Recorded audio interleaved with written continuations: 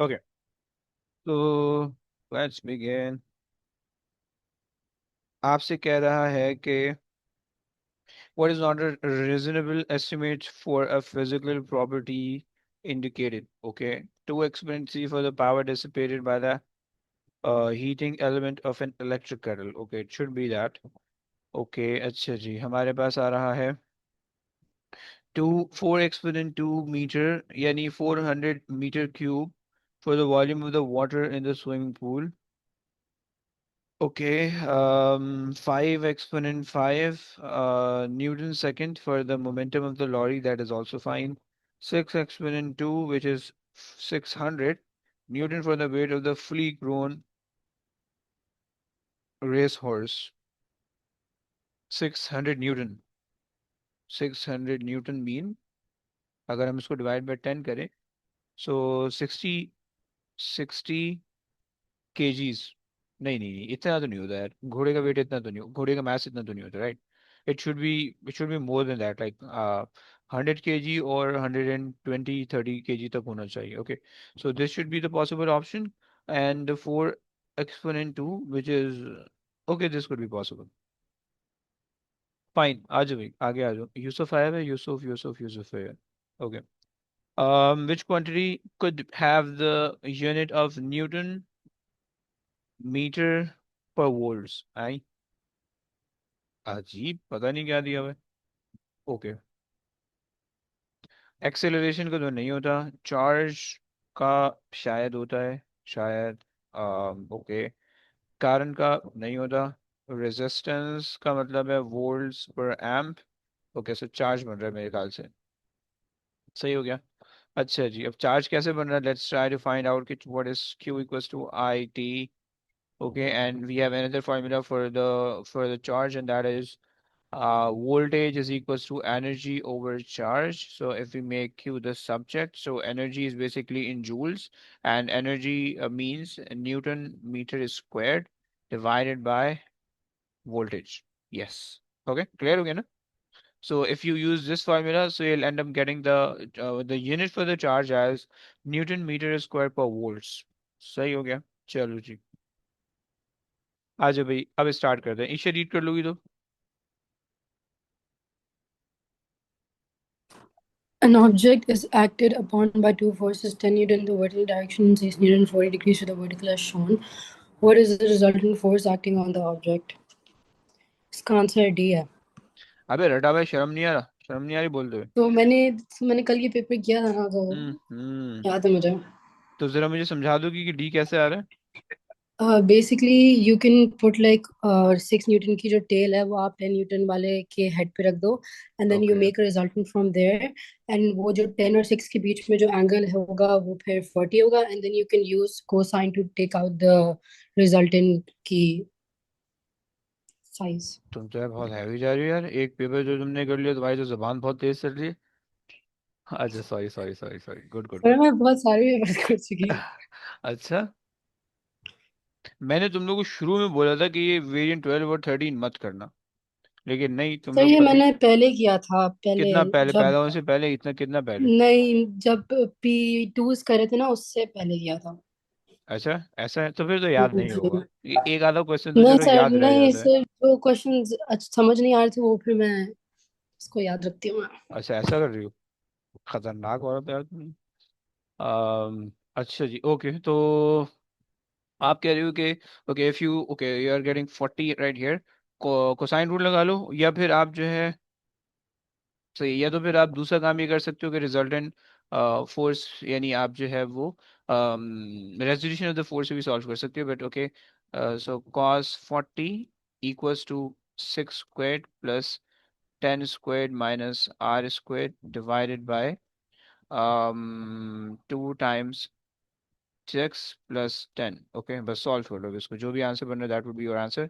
So 260 120 cos 40, right, and minus, सही है, and 66 का स्क्वायर इज 36, एंड 10 का स्क्वायर इज 100, सही है, and whole thing under root.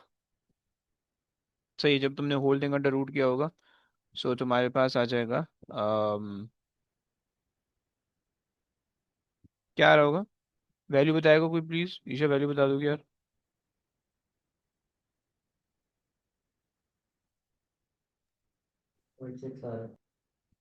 कितना? 6 आ रहा है, ये आ रहा है। पता नहीं कहाँ से बोल रहे हो, आवाज ही नहीं आ रही, कोई जो भी बोल रहा है। सर 6.6। 6.6, ओके ओके यूसुफ, पता नहीं कहाँ से बोल रहे हो तुम यार, तुम्हारी आवाज नहीं पहुंच रही। Okay fine. आप 6.6 is the only possible option, तो हमें कोई टेंशन नहीं है उसकी। ओके भाई, आ जाओ इमाद, आ जाओ, रीड कर लो Imad. An analog ammeter with a range 0 to 250 milliamperes is connected into an electrical circuit. The diagram shows the ammeter display. What is the reading on the ammeter? Hmm. Okay. Sir, range उसने 7.5 दी हुई है amps. 7 point. Sir, 0.5, 7.5. अच्छा, उसने by the way milli amps दिया हुआ है। Okay. And आप कह रहे हो कि 7.5 Sir, इतना? 7.66. इतना आसान तो वैसे नहीं हो, 7.7 लग रहा है, 7.5 6 7, 7.24 and 6, okay. 7.6 and then 8, okay, but ये इतना आसान तो नहीं लग रहा है।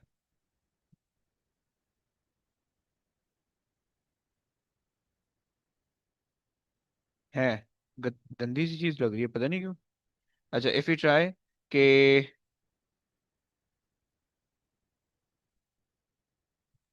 सर 7 76 है ना? क्या चीज है?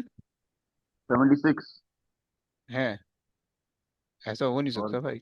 एक सेकंड दो जरा, और शायरी करने दो मुझे। 250 into 7.6 divided by 10, okay, so that is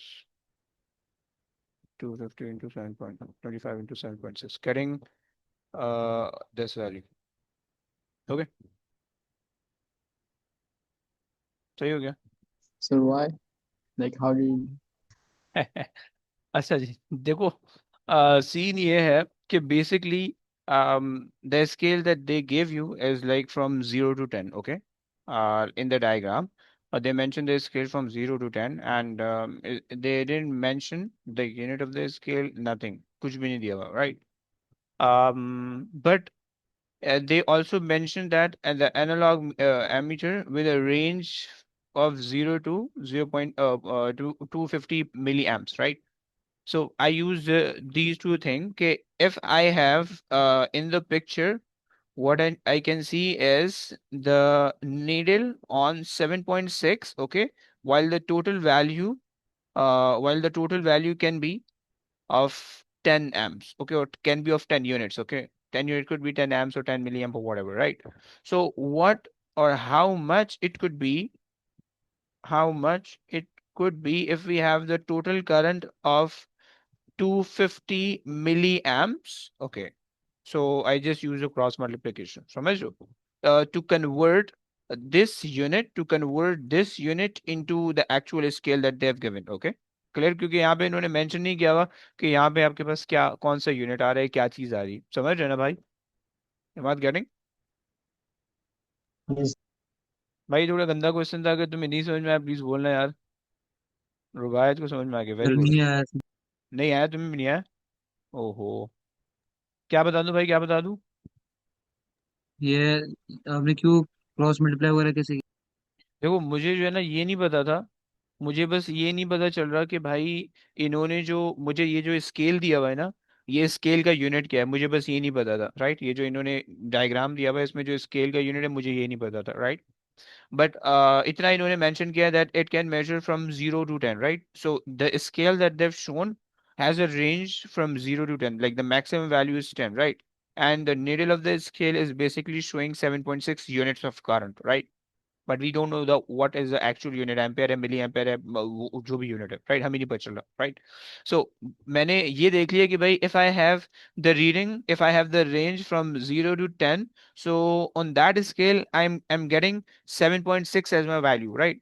So what will be the reading shows by the needle when I have the like the whole scale reading of 250, right? तो मैंने 250 से just cross multiply कर दिए, right? समझ रहे? जी sir. बस ये क्या, बस मतलब जिस तरह से,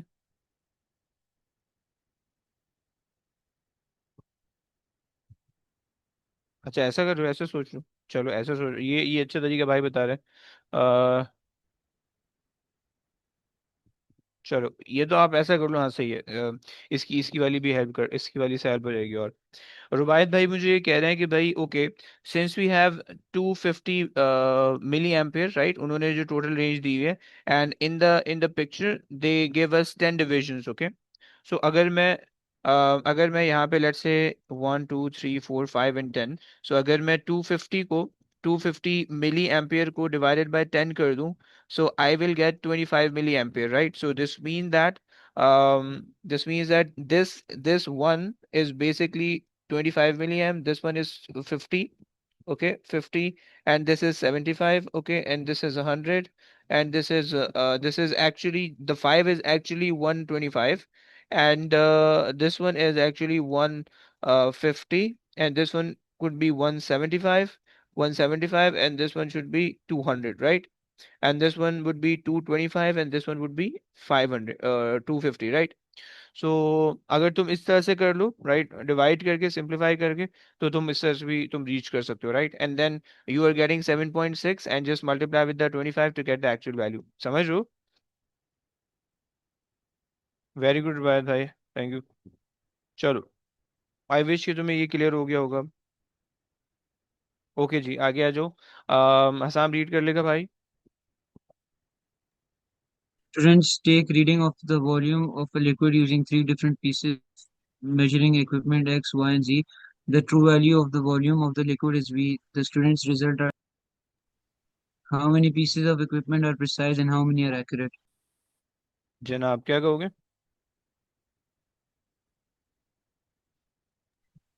Sir, प्रिसाइज।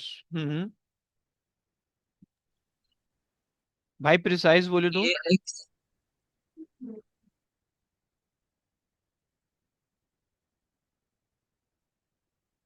तीन इक्विपमेंट दिए हुए ना, X Y and G, right. The true value is V. तुम्हें पता है कि preciseness is basically the closeness of the measurement, right, and accuracy is basically the closeness of the measurement and the true value, right? ऐसे ही पता है ना? So अब this is the true value, सही है, this is the true value, right, and this is the true value, right? So the graph that has more spread basically shows the less precision, okay? तो इसका मतलब है ये less precise है, ये दोनों precise, highly precise है, right? So this one is less precise, सही है, and these two are more precise and more precise, okay? And so this is the one thing. The second thing is the accuracy. Okay, so why why should be less accurate? Because it is like away from the true value, right? So less accurate. Okay, and this one would be more accurate. Okay, and so Z would be more accurate and more precise, and X would be accurate but less precise, right? समझ रहे हो? So number of piece of equipment, number of precise equipment. We have two precise equipment, Y and Z, and we have two accurate equipment, X and Z. Okay. So मेरे पास आ जाना sir चाहिए। X में तो वो spread है ना, तो वो एक्यूरेट कैसे हुआ? एक्यूरेट का मतलब ये होता है कि करीब जो वैल्यूज आ रही है वो जो है क्या बोलते हैं, अपना ट्रू वैल्यू के आसपास है, but there difference is like large. Okay, समझ रहे? जी ठीक है नहीं उसका। समझ रहे, नहीं समझ रहे, देखो ना। अगर लेट्स से हमारे पास ग्रेविटी की value is 9.81, right? So if something is precise but if something is accurate but not precise, right? So like the range of value refers कि भाई one is getting 9.1, one is getting 9.8, okay, these are two precise value, right? One is getting, let's say, 8.4, okay, one is getting 11.2, right? Now, these two values make them least precise, but they are still more accurate because like ये करीब इनकी कुछ values करीब करीब भी आ रही हैं, right? Clear हो रहा है?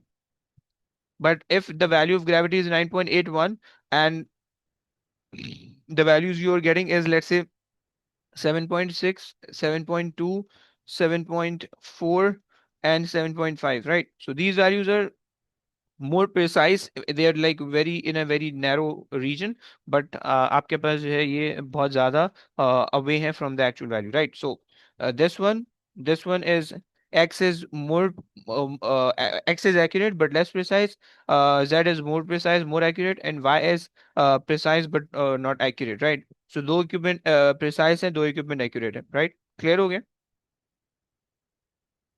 चलो जी। जी ओके जनाब, सो तुमसे कह रहे थे graph show the variation with following object vertically downward in a vacuum, in a vacuum, okay. In a vacuum का मतलब है कि आपने जो रिलीज किया होगा फ्रॉम द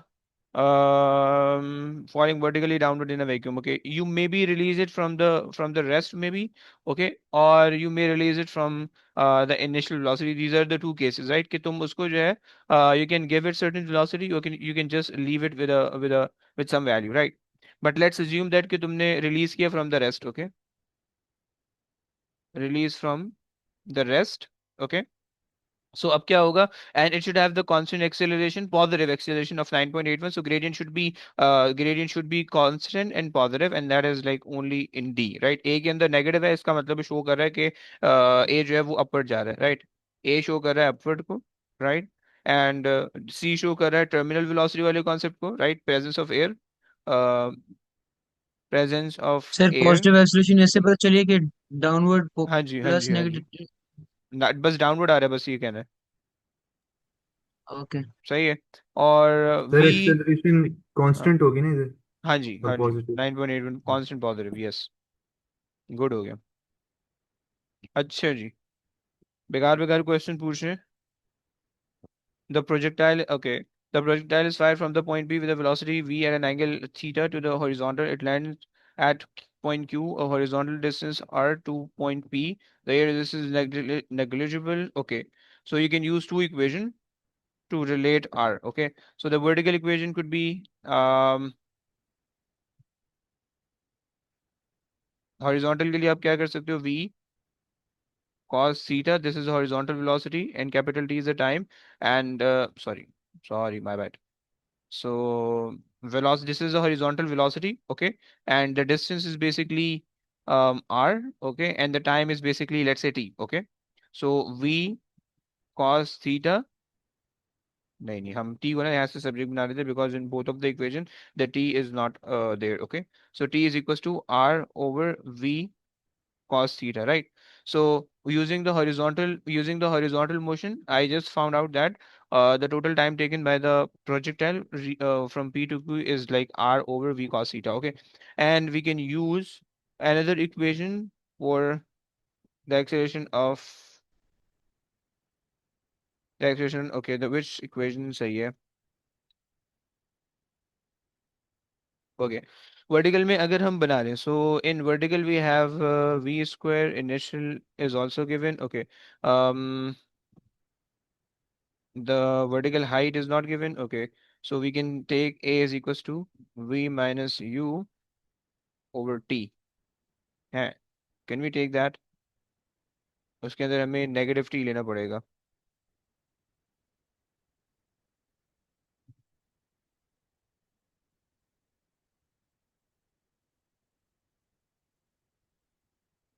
और हमारे पास नहीं, टाइम हमें चाहिए कहीं से, अगर मैं इसको ले लूँ, सो time would be a minus you, sorry v minus u over T. v हमारे पास आ जाएगा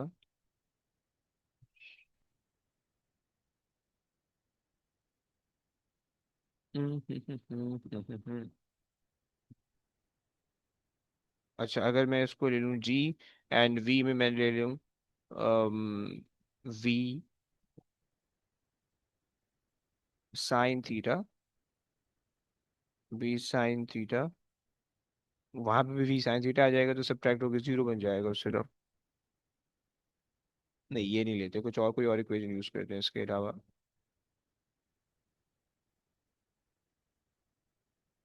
यार,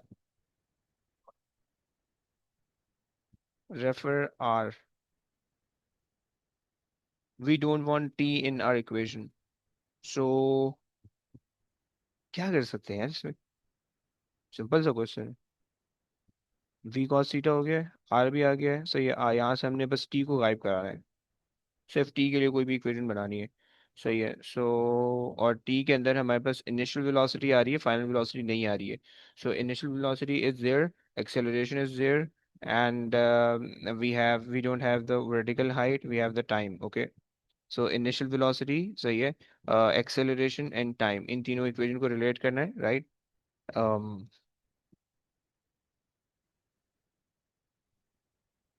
ये तो फाइनल वेलोसिटी लेनी पड़ेगी, ये तो फिर हाइट लेना पड़ेगा। अगर हम फाइनल वेलोसिटी को वो कर दें, सही है, चलो। If we take s is equal to, s नहीं लेते हैं, two a s equal to we square minus u square, हाँ फिर इसमें टाइम नहीं आएगा। A equals to v minus u over t, okay, and I'm taking for the max height, so g हमारे पास आ जाएगा, and initial velocity would be, final velocity zero हो जाएगी, ये माइनस लग गया। एक सेकेंड देना, मैं जरा होशियारी करूँ। So in velocity at max height would be zero, and um, u is basically v sine theta, सही है, and divided by t, okay. And if I make t the subject, so this become v sine theta and divided by negative g, okay, negative negative goes off, and this is basically half the projectile's time, and if I multiply by 2, so that gives me the full projectile time, okay, and that become equivalent to 2t, and if I equate it, so मेरे पास बन जाएगा v sine theta, okay, over g, 2 v sine theta over g is equals to r over v cos theta, right? Cross multiply कर लोगे, solve हो जाएगा। So two we square sine theta cos theta divided by G, perfect हो गया। Okay, so two we square sine theta cos, okay, cos theta,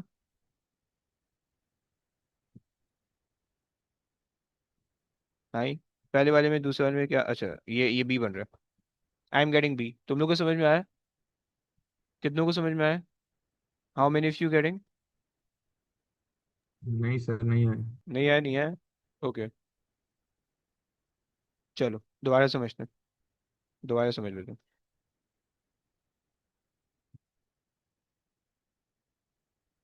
देखो scene ये, अबे भाई, देखो सीन ये, इन्होंने इक्वेशन पूछी हुई है आर की, right? R is basically the horizontal distance, okay.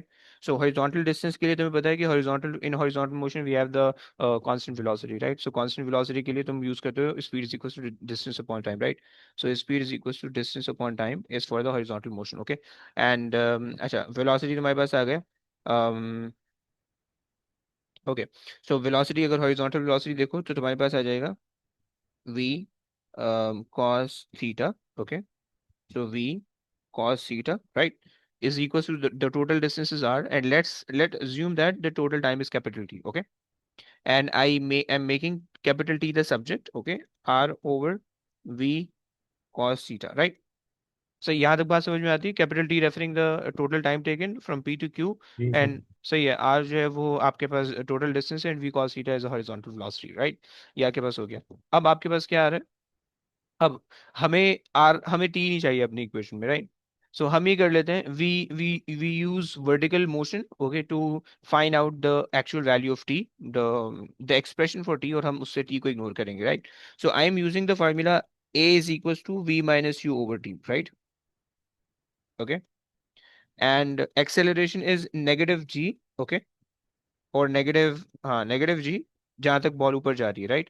I'm considering the motion from this point to the top, okay, and minus g is equals to at max height there will be zero velocity and initial velocity would be v sine theta, okay, so that would be v sine theta, okay, and divided by t, okay.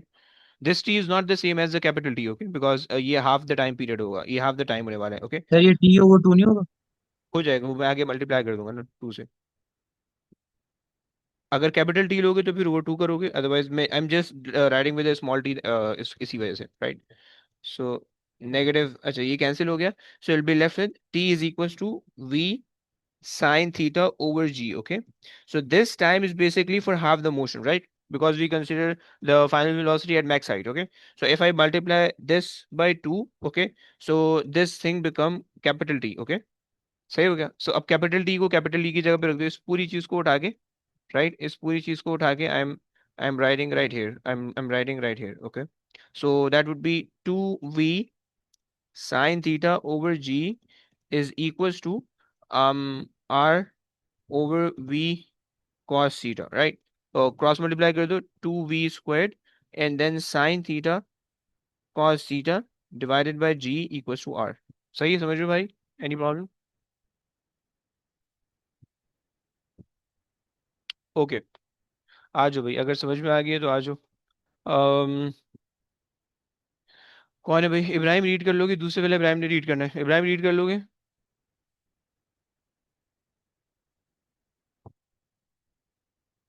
Ibrahim जल्दी। The book of weight W is at rest on a table. A student attempts to state Newton's third law of motion by saying action equals reaction.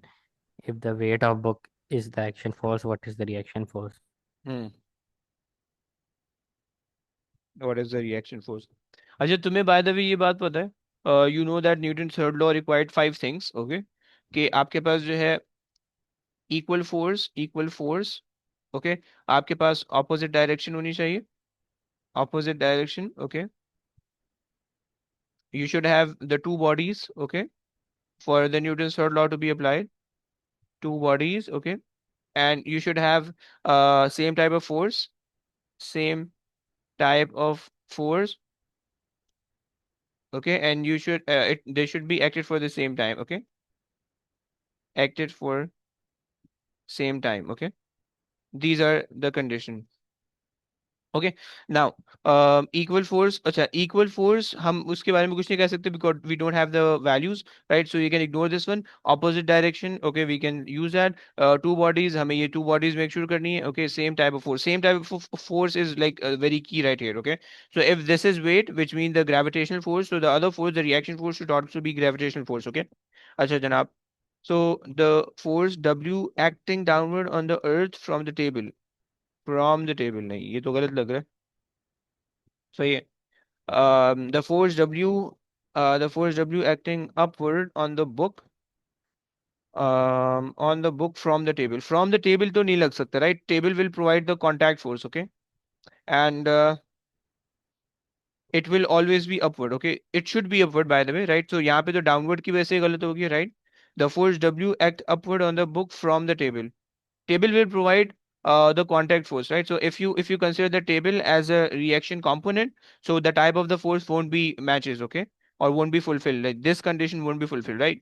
क्योंकि table जो है वो तुम्हें gravitational force नहीं दे सकता है, table will only provide you the contact force, right? अच्छा जनाब, and the C is the force W acting upward, fine, on the earth from the book, okay, सही हो गया, ये सही है, ये बात सही लग रही है, राइट? अच्छा जी, क्योंकि तुम्हारे पास earth will also provide the earth जो होगी वो ग्रेविटेशनल फोर्स प्रोवाइड करेगी बुक को, बुक जो है will attract the earth using the gravitational force, so both are using the gravitational force, they are the two pair of the object, same equal forces or same type of forces acting in the opposite direction, fine, ये सारी चीजें match कर रही हैं, सही है। weight W acting on the table from the floor, no floor नहीं होगा, सही है, क्योंकि floor will also provide the contact force, okay, C is a possible option, okay। चलो भैया आ जाओ, आगे आ जाओ भाई। Irfan, can you read the question? Okay. Four balls are dropped at the same time from the top of a very tall tower. There is no wind blowing. Which ball hits the ground first? Hmm. There is no wind blowing. Okay.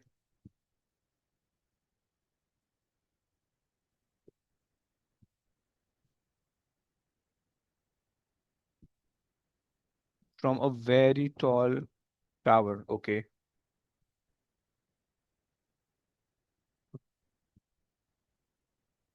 At the same time from the top of the very tall building. By the way, can we make the difference? There's no wind blowing. Okay, so the wind is present, but it's not blowing. Okay, which means the air resistance is there, right? So the air resistance is present. Okay, so if the air resistance is present, so this means it will going to affect the least mass more, and it will going to be ineffective for the greater masses. Okay, so the air resistance will be ineffective for this one and for that one.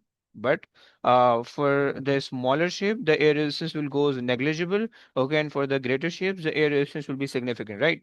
So the option would be B. Okay, clear हो गया? Right? You know that Yes. air sir ये resistance. वाला समझ में नहीं आया. Okay, basically, I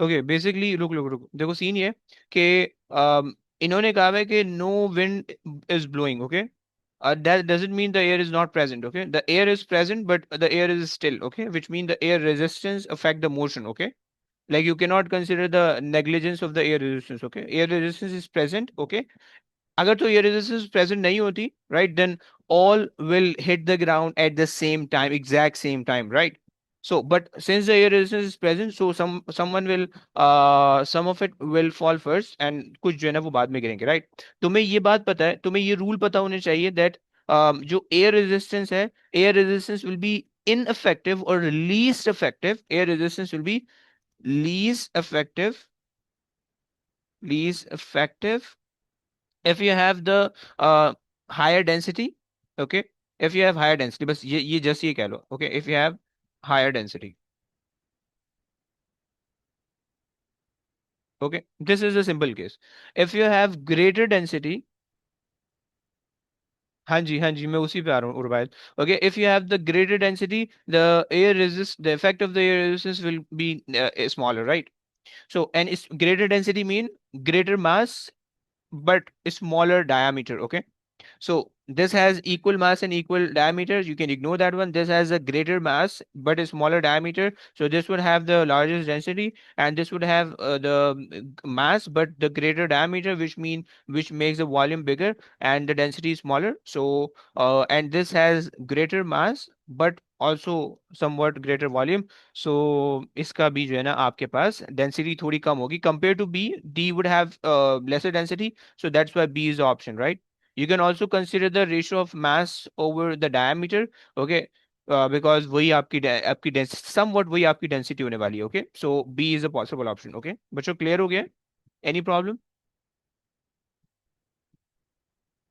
yes चलो ईशा समझ गई है ईशा जी. कुछ तो बोल यार ओके फाइन आ जाओ भाई um, इब्राहिम रीड कर लोगे प्लीज दूसरे वाले पहले वाले ने करना है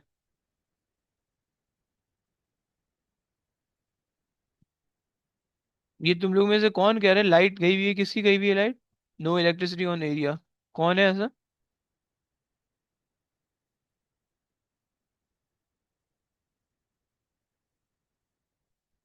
ये बात तुम लोग की लाइट नहीं है क्या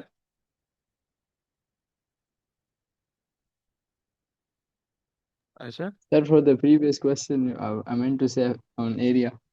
I mean effect. व्हाट अच्छा फाइन चलो ओके मान लिए आ जाओ भाई इब्राहिम तो यहाँ पे नहीं लग रहा रुबायत जीत कर लेगा रुबायत जीत कर लोगे प्लीज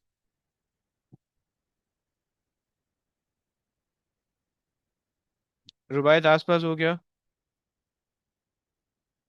अगर नहीं हो तो मैं कर लेता हूँ ओके तुमसे कह रहे कि A nitrogen molecule P travel at the speed of this much in a vacuum, collide with a stationary nitrogen molecule. Okay. And after collision, P travel at a constant velocity of this much at an angle that much to its original path. Q travel in the direction of this much. Okay. Assumes that no external force is acting, which means you have to apply the law of conservation of momentum. What is the magnitude of the velocity? Okay, fine. They didn't mention the mass. Okay. Two nitrogen molecule mean they're identical. So identical means like the same mass. Okay. So M and M. Okay. So 320 M is the initial momentum. And after the collision, अगर हम देख लें इसका vertical momentum निकाल लें, so this become 180 sine 55. Okay, and M. Okay, and then इसका horizontal one अगर निकालें, so that could be um, m times 180 and cos 55. Okay, and for this one it would be m times v sine 34, and अगर यहाँ से अगर आप निकाल लो, so mv sin 34. Okay, 34. Okay, so अब आ जाओ इसको सॉल्व कर लो. So the magnitude of the V, हम if we consider the horizontal momentum, तो वो थोड़ी सी लंबी हो जाएगी, वर्टिकल मोमेंटम से फॉरन फॉरन हो जाएगा, राइट. सो मैं वर्टिकल डायरेक्शन कंसिडर कर रहा हूँ, vertical. Okay, so initial vertical is 0, right. After the collision the vertical is m into 180 sin 55. Okay, and then minus, या तुम बस माइनस लेते हैं, minus m v sine 34. Okay, बस सिंप्लीफाई कर लो, सॉल्व कर लो, राइट. सो इसको एग्जैक्ट नीचे उतारते हैं इक्वल टू के साथ, and then m and m goes off. आपके पास जो है ना ये बच जाएगा 180 sine 55 divided by sine 34. Okay, equals to v. कितना आ रहा है? Anyone solving? 263. 264 तुम लोग कह रहे हो कि d बन जाएगा. चलो गुड है.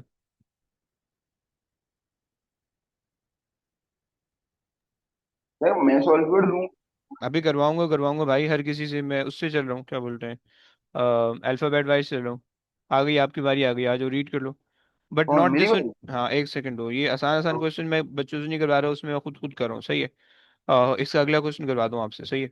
So disc of the radius r is acted upon by two opposite forces. Okay, magnitude f. Forces form the couple as shown. What is the torque of this couple? Okay, so you have distance r for this force, so f times r. That produces anticlockwise moment, and this is also r. So f times r, that is also produces the anticlockwise moment. Okay, so we have two anticlockwise moment. You can add the two moments. Okay, so you'll get a 2fr. Okay, so 2fr c हो जाएगा. सही है. मैं वो वाला formula नहीं रट्टा लगवा था कि 2 times the force and the distance between them, वरना कभी वरना बच्चे उसको गलत कर देते हैं. ओके, आज अभी रीड कर लो. वजी रीड कर लो. जी sir. A uniform square sine of rate 14 Newton is suspended vertically from its top edge by horizontal hinge as shown. The hinge is not frictionless when a sine is displaced from the vertical by an external force, and when released, it does not turn to the vertical position. The maximum torque exerted by this sine is 6.0 Newton meters. The sine is displaced by 90 degrees so that it is horizontal and then 30 degrees. At which angle to the vertical does the sine hang after release? तो बहुत गंदा question पूछे इन्होंने. है ना sir? तभी मैं नहीं कह रहा. अच्छा, चलो. ओके, सो वेट जो है वो डाउनवर्ड लग रहा है यहाँ से. सो ये वेट जो है वो एग्जैक्टली डाउनवर्ड लग रहा होगा फ्रॉम द सेंटर, 40 न्यूटन पे लग रहा होगा, राइट. यानी एग्जैक्टली वेट जो होगा वो एग्जैक्टली यहाँ से भी डाउनवर्ड लग रहा होगा, राइट. ये आपको साइड व्यू दिया हुआ है, right. So this is the side view. So 40 Newton का वेट ये आ गया एज शोन. अच्छा जी, the the hinge is not frictionless. Okay, so there is some sort of friction when the sign is displaced from the vertical by an external force and then released. It is not returned to its original position. Okay, so fine, fine, fine. The maximum torque exerted by the hinge on the sign is this. The sign is placed by 90. So, okay, then gradually release. What is the angle of what does at which angle to the vertical does the sign hang after it release? Okay, by the hinge, which means the friction force produces this much amount of force. Okay, तो अब अगर आप जो हो लेकिन ये फिर इस तरह से आ रहा होगा. It should be somewhat like this. सही है. और ये आपके पास हिंज आ रहा होगा. राइट. ये आपके पास वर्टिकल लेंथ होगी. सही है. ये एंगल आपने निकालना होगा. सही है. एंड यहाँ पे आपके पास weight would be acting from the centre. Okay. And क्योंकि ये भी वो है ना, क्योंकि ये भी मोमेंट है. Right. And this is basically this is provided in the anti clockwise direction, क्योंकि वेट जो है वो क्लॉकवाइज घुमा रहा है आपको. राइट. सो हम ये कह सकते हैं कि 6 शुड बी इक्वल टू, अगर हम ले लें एम जी कॉस थीटा ले लें साइन थीटा ले लें. We have to take the perpendicular perpendicular force लेंगे नहीं. अच्छा. अगर जो आप m g if I take m g cos theta, wait, m g cos theta, right? So उसके mg cos theta का मतलब है ये वाला component, right? Then the distance should be this one, okay? So or if you take mg sin theta, तो फिर distance जो है वो वाला होगा. सही. बट लेट्स से शायद हमें दोनों फोर्सेस लेनी हो शायद. Let me see. mg sin theta, mg cos theta times it by 0.8. 0.8 है ना, तो 0.4 कर लेते. 0.4. ओके. एंड mg मेरे ख्याल से mg sin theta भी लोगे तब जाके काम होगा. सही है. सो mg, लेकिन उसमें फिर हम मुश्किल हो जाएगी, हमारे क्वेश्चन सॉल्व नहीं हो पाएगा उससे. इससे इससे ट्राई करें अगर. 4/6/0.4 into m g is how much. M g is 40. Okay. Is equals to cos theta.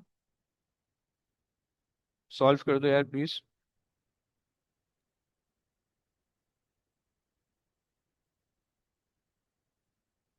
तो इस तरह तो 67.9 आ रहा है. 67.9 विच मीन सर 68. हाँ बोलो. अब साइन क्यों नहीं कर रहे यहाँ पे? हम्म. और यहाँ पे साइन क्यों नहीं कर रहे? यार अगर मैं साइन करता हूँ, एक सेकेंड, मैं तो बस ये सोच रहा हूँ कि आपके पास जो है, एक second, at which angle to the vertical does the sine. Sorry sorry. जो मेरे पास एंगल आएगा, वेट एक सेकेंड, मैंने जो चीज़ की ना उससे मेरे पास जो निकल के आया वो ये नहीं आया. वो मेरे पास ये आया है. मैंने जो एंगल लिया है वो ये वाला एंगल लिया हुआ है. सही है. सही हो गया. और हमें ये वाला एंगल चाहिए. नहीं लेकिन वेट, अगर तो मैंने जो डायग्राम बनाई है वो मैंने ये अज्यूम किया हुआ है कि मेरे पास जो है ये इस डायरेक्शन में. सही है. ये इस डायरेक्शन में. सही है. एंड हिंज की वजह से जो है ना, आपने उसको एक मैक्सिमम टॉर्क एक्सर्ट हो रही है हिंज की वजह से 6 न्यूटन की, जो कि इस डायरेक्शन में होगी प्रॉब्ली. राइट. क्योंकि वेट जो है वो weight is acting in this direction. Okay. Weight यहाँ पे एक्ट करे, so weight will provide the moment in this direction. Right. अच्छा जी. And from the vertical they are asking, from the vertical के at which angle to the vertical does the sign hang from after release? Displaced by 90 degrees so that it अच्छा जी. तो इसका मतलब है कि initially वो ये था. राइट. आपने साइन को जो है ना, ये पिवट आ गया सही, और आपने उसको इनिशियली 90 डिग्री से रिलीज किया एंड वो जो है यहाँ तक पहुंच गया। सही है, सही हो गया। So from 90, this much of angle is being covered. At which angle to the vertical does the sign hang after release? Okay, और ये आपके पास आ रहा है weight, ये आपके पास आ रहा है weight, and at this position जो आपके पास टॉर्क होगा वो आपके पास है 6 न्यूटन का। सो अगर हम यहाँ से सोचें तो हमारे पास ये बन जाएगा, साइन ऑफ द एंगल बन जाएगा। सही है, साइन ऑफ द थीटा बन जाएगा, बट स्टिल वो वही आ रहा होगा यार। एक सेकेंड, 6/0.4 इंटू, अच्छा सही आ रहा है, सही आ रहा है, 6/0.4, ये थीटा मेरे पास आ रहा है। सो 6/0.4 and 0.4 into 40 and sine inverse answer. यहाँ से मेरे पास आ रहा है, जो थीटा की वैल्यू आ रही है वो मेरे पास आ रही है 22.02 डिग्रीज। ओके, बट ये जो 22.02 डिग्रीज आ रही है, this is the angle from the horizontal, right? वो वर्टिकल से नहीं आ रही ना, जो मैं जिससे मैं सॉल्व कर रहा हूँ। आप क्यों ले रहे हो वर्टिकल, साइन क्यों ले रहे हो वर्टिकल के लिए? क्या रीजन, क्या लॉजिक लगा रहे हो? मेरी लॉजिक से तो नहीं आ रहा। मैं नीचे जा रहा है ना। क्या मतलब नीचे जा रहे हो? मतलब वो रैंप वाला मुझे याद आया था कि जब रैंप जाता है वो कार जब जा रही होती है ऊपर से नीचे एम जी साइन थीटा लगता है ना। अच्छा जी, एक सेकंड। अगर आप ऐसा सोच रहे हो, मुझे फिर, अगर मैं ये वेट आ रहा है, सही है, और इस वेट का फिर मुझे एक कंपोनेंट अगर मैं ये बनाऊं इस वेट का, सही है, सो जो ये वाला एंगल होगा, सही, वो बेसिकली एंगल यहाँ से आ रहा होगा। नहीं, वो एंगल आ रहा होगा, यार इतने सारे एंगल क्यों बन रहे हैं इसमें? शायद मैंने सर परपेंडिकुलर नहीं मोमेंट लिया। हिंज कर रहा है ना, तो आप हिंज को ऊपर की तरफ क्यों कह रहे हैं? क्या हिंज चीज? साइन की तरफ कर रहे हैं। isn't it supposed to be downwards, the 6 metre वाला? यार फ्रिक्शन है ना, देखो वेट नीचे लग रहा है ना, सो वेट नीचे लगने का मतलब ये है कि weight is actually producing the clockwise moment, right? And hinge की वजह से जो फोर्स होगी वो एंटी क्लॉकवाइज घुमा रही होगी, राइट? बस ये है, मैं इस वजह से इसको अपवर्ड ले रहा हूँ, क्योंकि हिंज, ओके सर। बस ये मेरे पास है, राइट? तो हिंज मुझे यहाँ पे घुमा रहा है, राइट? अच्छा, और अगर मैं ये वाला कंपोनेंट, इसका फोर्स का ये कंपोनेंट लूँ, देख फोर्स का एक परपेंडिकुलर कंपोनेंट बनेगा, जो कि मेरे पास हो जाएगा, अगर मैं ये वाला एंगल ले लूँ, so that would be theta. So ये हो जाएगा, okay, mg sine cos theta. सही है, क्योंकि हमें परपेंडिकुलर डिस्टेंस चाहिए ना फ्रॉम द पिवट। ओके, सही है, सो ये आ गया, सही है। साइन वाला यूसुफ, साइन वाला तो ये बन रहा है, राइट? यूसुफ समझ रहे? साइन वाला तो पैरेलल बन रहा है ना। सही है, ओके, सो mg cos थीटा ये एंगल आ गया। अच्छा जी, और ओके, थीटा बेसिकली ये जो यहाँ पे थीटा आ रहा है, ये वाला आ रहा है, राइट? ये जो थीटा आ रहा है ये वाला थीटा आ रहा है, right? This is the theta. Okay, so यहाँ पे ये वाला जो भी एंगल होगा, this angle would be 90 minus theta, this angle would be 90 minus theta. Okay, ये मेरे पास हो जाएगा 90 माइनस थीटा, सही है। अच्छा जी, सो अब अगर आप एम जी कॉस थीटा करके सॉल्व करोगे, सो मेरे पास आ गया थीटा, मेरे पास यहाँ से आ रहा था 67.9 करके कुछ आ रहा था, right? So this 67.9 is actually this angle okay, सही है, 67.9, और अगर मुझे थीटा चाहिए तो 90 में से माइनस करूंगा तो 22 बन जाएगा, ये बन जाएगा। सही हो गया। एंड इसका आंसर क्या बन रहा है? इसका आंसर बन रहा है 13 का, मेरे पास बन रहा है 13 का बी बन रहा है। सही है, सही है, सही है, सही, बी बन रहा है 13। भाई समझ में आया? कितनों को आया, कितनों को नहीं आया, जरा बताना please.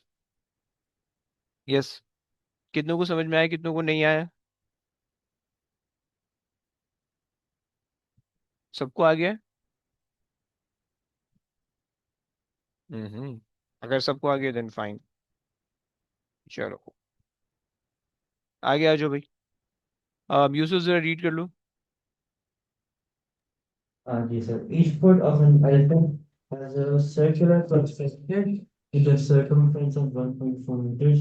The elephant, the elephant has a mass of 5,400 kg. The elephant is standing still with all 4 feet on the ground. Assume that the pressure under each foot is the same. What is the approximate pressure exerted on the ground by each of the elephant's foot? तो sir circumference को 2 पाई r equals to 1.4 करके radius निकालेंगे या फिर force over area लगा देंगे pi are square वाला force को 5,000 फिर डिवाइड बाय 4 कर देंगे for 4 feet okay, by the each feet, okay, so pressure is equals to force upon area. So आपने कहा कि भाई 5400 into 9.81, okay, yes divided by, so area circumference आपको दिया हुआ है। सो अच्छा, सर्कमफेरेंस से क्या हम डायरेक्टली, सर्कमफेरेंस बेसिकली 2 पाई r होता है ना। सो 1.4 आ गया, सही है। एंड r निकल आएगा यहाँ से 1.4 divided by 2 pi, okay. And then we have to do pi are square, सही। यहाँ पे भी अगर हम पाई ऐड कर लें, यहाँ पे भी पाई ऐड कर लें, सही है। सो पाई से पाई कैंसिल हो जाएगा। एंड आर स्क्वायर अगर हम कर लें, सो यहाँ पे एक आर लगा देते हैं, यहाँ पे एक और आर लगा देते हैं। सो पाई आर स्क्वायर वुड बी 1 अरे यार शिट्स, होशियारी के चक्कर में ना गलत हो रहा है यार। आर निकाल लो पहले, 1.4 डिवाइडेड बाई 2 पाई, सही। यहाँ से आर आ जाएगा। फिर पाई आर स्क्वायर कर दो, पाई आर स्क्वायर पाई, और जो भी वैल्यू आ रही है आर की उसको स्क्वायर कर दो, and then whole thing divided by 4, right. तो यहाँ से आपको एक का पता चल जाएगा, सही है ना, ऐसे ही कह रहे हो। जी यस सर 4 क्यों कर रहे हैं हम्म। आप 4 क्यों कर रहे हैं डायमीटर नहीं है नहीं नहीं, ये वो 4 मैं आप इसलिए करूँ, वो 4 पाँव है ना हाथी के। ओ ठीक है वो 0.155 है उसका अ, पॉइंट जी वन फाइव फाइव डायमीटर आ रहा है, रेडियस आ रहा है। You you get C sir C, जी सही है, सही आ गया, चलो परफेक्ट है। ओके जी। सो तुमसे कह रहे हैं कि stone is falling vertically through air at a constant terminal velocity, okay. So आपके पास रहेगा which energy change occur, constant velocity, इसका मतलब है change in kinetic energy would be zero, right, would be zero, सही है। एंड आपके पास there would be the change in gravitational potential energy, the gravitational potential energy will be decreasing, and everything will be converting into heat or heat or thermal energy, right? So gravitational potential energy change, no, change into thermal, right? Kinetic energy change नहीं होगी because the velocity is constant. Kinetic energy कुछ भी नहीं होगा, kinetic energy के साथ कुछ भी नहीं होने वाला है, ओके। चलो जी, आ जाओ भाई, आगे आ जाओ। अब दूसरा रीड कर लोगी। An object of weight 12 Newton rests on a platform on the top of a container with two pistons is shown. The container contains a fixed mass of gas and and the pistons are free to move.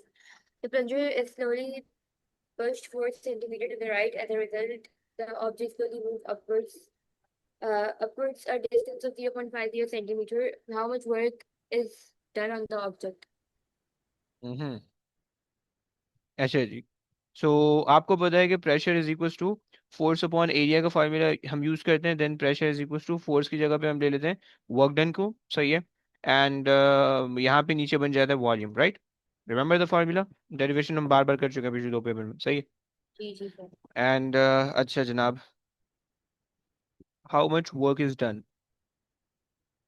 Object इन्होंने दिया हुआ है 12 का, सही है, और सही है 4 centimetre to the right, okay, upward 0.5 centimetre, okay. यहाँ से अगर हम 4 सेंटीमीटर को लें,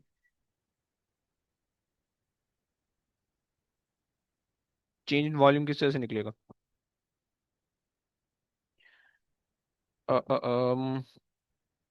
12 भी आ रहा है, नहीं प्रेशर, क्या हम प्रेशर निकाल सकते हैं, प्रेशर नहीं निकाल सकते, but pressure should be constant, okay, pressure constant रहेगा।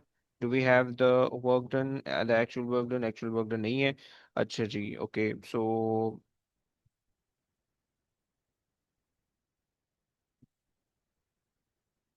सही है। So work done is equal to, अगर हम इसको रिलेट करें सम व्हाट, वर्क डन में अगर हम कह दें कि भाई फोर्स एंड फोर्स टाइम्स, अगर हम एरिया से रिलेट करें, सही है, फोर्स टाइम्स एरिया से हम रिलेट कर सकते हैं क्या?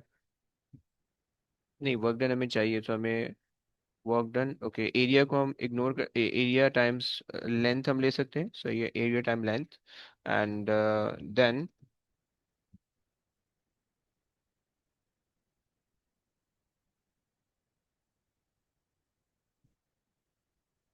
if we have the force and the plunger slowly move 4 centimeter to the right as a result, okay so 12 into 0.5 exponent negative 2 कितना आता है, निकालो जरा ये। 2 the 6 I think 0.6 0.0.06 0.06। है ना, ये आ जाएगा, स्ट्रेट अवे आ जाएगा, 0.06। लंबी करने की जरूरत ही नहीं है। तो ये ये कौन सा फॉर्मूला है? है यार, ये कौन हम सा फॉर्मूला बेसिकली है? कहते हैं कि pressure is equal to force upon area, right, and then we just multiply both side in the denominator and numerator by the displacement, okay. So numerator बन जाता है फोर्स से वर्क डन, ओके, और denominator बन जाता है area से volume, बस ये फॉर्मूला, सही है। सही होगा, ये एक पेपर टू के पेपर वन के अंदर बहुत दफा इस्तेमाल होगा, पेपर टू के अंदर ये नहीं आता तब, सही है। अब बस उन्होंने जो है ना, इन्होंने आपको फोर्स दी, इन्होंने आपको डिस्टेंस दिया हुआ है इस वाले उसका पिस्टन का, सही है, and they also mention the force, okay so I just use work done is equal to force times displacement, okay that's it, और मैंने कुछ भी नहीं यूज किया। So force is given as 12 newton और इसी की डिस्प्लेसमेंट यूज करनी है विच इज 0.5, राइट, आप इसकी नहीं यूज करनी वरना गलत हो जाएगा, सही हो गया। चलो जी, ओके सो तुमसे कह रहा है कि a constant force F acting on the car of mass m moving the car up a slope through a distance s at a constant velocity v. The angle of the slope to the horizontal is alpha. Okay. The acceleration of the free fall is z. What is the ratio of the gravitational potential energy gained by the car? Work done by the force F. Okay. So at this point, जो gravitation potential energy होगी वो mg and then perpendicular height, right? So perpendicular height like this perpendicular height would be s sine alpha, okay, sine alpha, okay, s sine alpha, okay. So ये gravitational potential energy, right?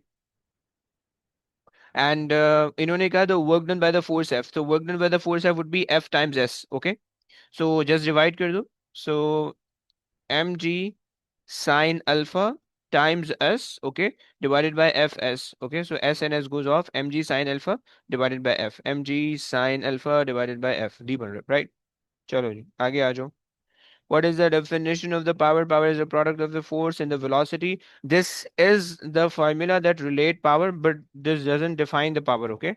So power is a product of the force and the work done per unit time. No, power is a product of the force per unit. Power is the rate of change of work done, okay? Always keep in mind, जो actual formula होता है that always define the quantity, okay? जो derive formulas होते हैं that does not define anything, okay? आ जाओ भाई, Isha read कर लूगी।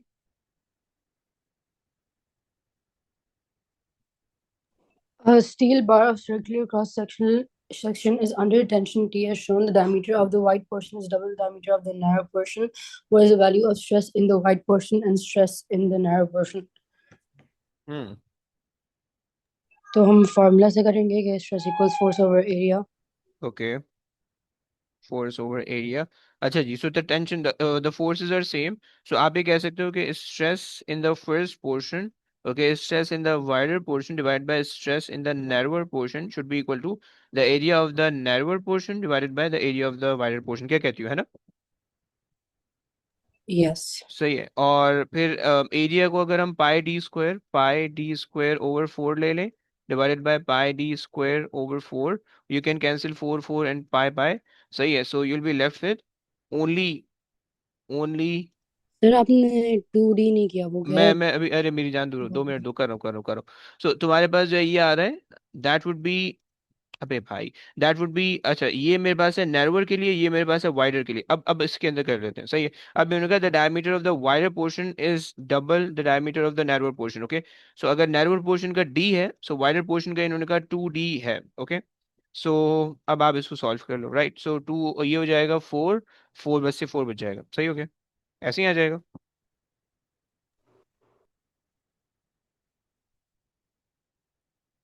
4 हमारे पास आ रहा है, इज डबल, ओके। यार इनका जो 19 का आंसर बन रहा है वो ए बन रहा है, सही है। Increase by the 4, yes, you Sir, can you से did that. it the opposite way. है stress in the wider narrower, okay, so area of narrower over wider, so area, acha, oh sorry, my bad. So if we have the diameter of the narrower as d, so the diameter of the wider is 2d, okay, square, right? So ये हो जाएगा 1/4, okay fine, sorry my bad। चलो good हो गया, आगे आ जाओ भाई। um, चलो इमाद रीड कर लो please. Two guitar strings are stretched by tensile forces. String X is stretched by a tensile force that causes an extension X. String Y is stretched by a tensile force to X that causes an extension to X. The string obeys Hooke's law. What is the ratio of strain energy in stretched X and strained energy in strain Y? Mm-hmm. So that would be the strain energy fx and 4fx, है ना? If you add 1/2 in both cases, So it'd be 1/4. 1/4, yep, okay, सब चीजें cancel out हो जाएंगी, so okay fine। चलो, two laser emit the light in a vacuum, one laser emit the red light and the other laser emit the green light, okay, so they both will have the different wavelength. This one would have the larger wavelength, this one would have the lower wavelength, okay. Which property of the two light from the laser must be different, okay? Obviously their wavelength, their frequency, amplitude could be same, intensity could be same, speed should be same, okay। Okay, let's move on to this one, okay। Ibrahim, दूसरा वाला इब्राहिम ने read करना है, Ibrahim read कर लोगे please. Two particles in a progressive wave are a distance 10 centimeter apart.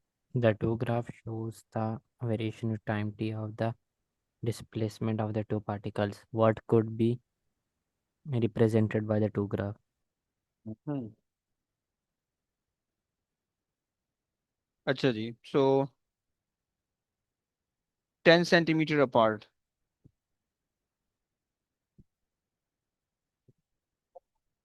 Okay.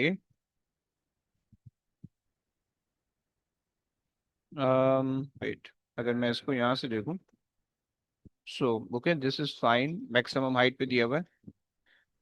Okay, अगर हम option देंगे, particles in a longitudinal wave with a compression and the nearest rarefaction separated by the 10 centimetre, अच्छा okay fine, wait. So these are the two particles graph, okay? The two graphs shown the variation with the time t of the, okay. So एक particle जो है, one particle is at its crest, okay, and the other one is at its trough, okay. Acha, by the way, they didn't mention anything about the wave being longitudinal or transversal, okay? So you cannot say that whether it could be longitudinal or transversal, but yes, हम इसका कुछ ना कुछ हम इससे relate कर सकते हैं, right? So एक का maxima है और एक का minima है, which means the two particle exactly have half the wavelength difference, okay? मतलब अगर आप इसको एक ही wave में बनाओगे, right? So one particle is right here and the other particle is right here, so half the difference आ रहा है, okay? So the particle in a longitudinal wave with a compression and the nearest rarefaction separated by the 10 centimeter. Okay, half the compression and rarefaction make up half the wavelength. Okay, so this could be possible. Okay, particle in a longitudinal wave with a compression and the nearest rarefaction separated by the, okay, actually compression and the nearest rarefaction is basically half the wavelength. Please keep in mind half the wavelength, half the wavelength λ/2 होता है, okay. और इन्होंने λ/2 आपको दिया हुआ है 10 centimetre, right. सो अगर तो आप 20 सेंटीमीटर लोगे, so you have to consider it as a full wavelength, क्योंकि 20 centimetre refers a full wavelength, right, क्योंकि हाफ वेवलेंथ इन्होंने यहाँ पे दी हुई है, राइट. सो उस केस के अंदर सेंटेंस ये होना चाहिए था that the particle in the longitudinal wave with a compression and the next compression, not the nearest rarefaction. Okay, so the compression and the next compression is separated by the 20 centimeter. Then this would be correct. Okay, but for now it is incorrect. The particle in the transverse wave with the peak and the nearest trough separated by the 20 centimeter. No, separated by the it should be separated by the 10 centimeter अगर correct sentence बनाओगे तो. और particle in the transverse wave with the two adjacent peaks separated by the no. Two adjacent peak means कि वो एक पूरी complete wave बना रहा है. Okay, but ऐसा नहीं हो रहा है. सही हो गया, चलो. ओके, तुमसे कह रहा है कि तुम्हें सीआरओ गिवन है, time based setting is given, the frequency is something to be found. तुम्हें पता है कि नंबर ऑफ बॉक्सेस तुम सबसे पहले गिनते हो, then you apply the formula time period का. So the time period is equal to time based setting. Okay, time based setting into boxes. Okay, and then you apply the last formula, frequency is equals to 1 over time period. Okay, can you show where the rarefaction where compression? Bro, compression mainly if you have the wave like this. Okay, so mainly we take the upper wala portion, the crust as the compression and the trough as the rarefaction. Okay, is that clear? And the center of compression would be right here and the center of rarefaction would be right there. Okay, is that clear, Rivayat? Good.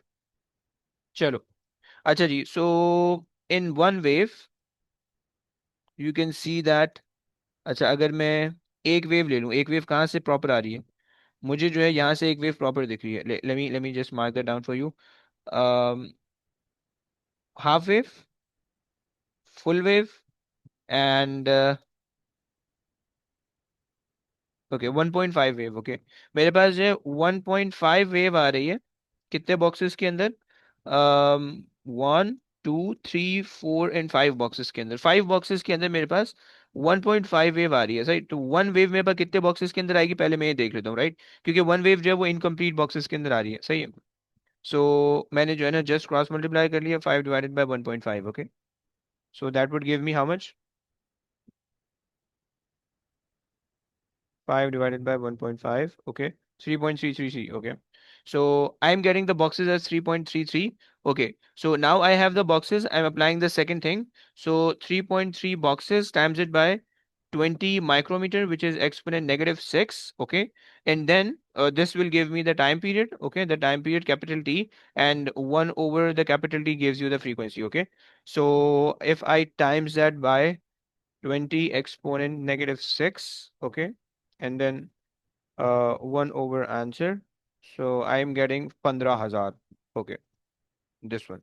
चलो भाई आ जाओ. कौन read करेगा भाई? Khansa read कर लोगे please, Khansa.